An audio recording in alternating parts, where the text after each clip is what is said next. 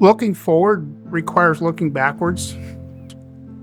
Let's pick a time when all these entities in Indian lore had the ability to talk to one another. The trees could talk to the water could talk to the fish, the animals could talk to one another. They eventually allowed man at that council table. That council circle, they invited man. They're all relatives. We're all on the same plane. We're all relatives. There's a sense of care in this valley that I wasn't used to. When I came here, I realized that most of the people I encountered, the first question they ever asked me is, where do you live? And it wasn't like what neighborhood, it was like, what part of the river reach are you on? Or, how do you interact with the land? I think there's a sort of a fearless ferocity in what MVCC and the folks involved with MVCC have done over time here. And I think it started probably with taking the unpopular opinion or the unpopular position. I think that kind of courage plays a big role in MVCC being effective. I had this instinct that a big resort coming in, they were proposing 10,000 skiers a day. That kind of rate of growth was something that this place really couldn't sustain. It really did feel like a David and Goliath circumstance. We didn't have a lot of experience in organizing, but we had some good instincts, I think.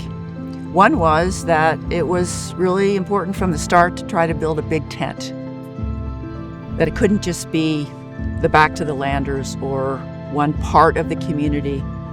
Strategy right from the beginning was to say, well, what we need to do is to persist.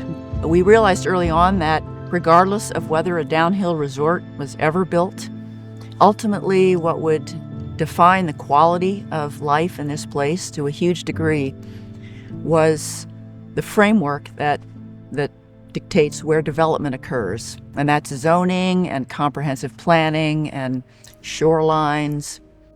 That's an important piece of the not by accident story.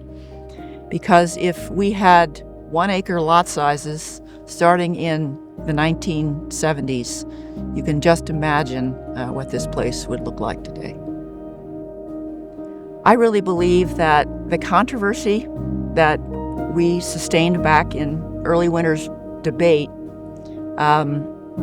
gave us all the idea that we really do need to stand up and speak, whether we're for or against. And that history has created a culture here now in the valley where people are doing that in spades.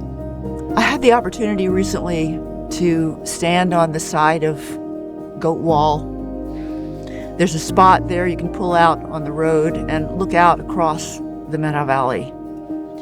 Directly across the valley is Sandy Butte. And then directly to my left is Flag Mountain. If I look down on the valley floor, there's the beautiful Methow River running through a landscape that has development, but it's appropriate. I think back on what it might have been. Gratitude is what really helps set the stage for, the temptation of overexploitation of something because it's there. You don't own this land. You're borrowing this land.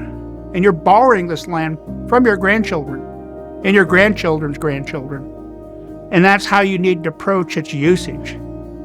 Nowhere in the world are the next 20 years going to be easy. Pretty much everything we depend on is snow-driven here in terms of our wells and the rivers.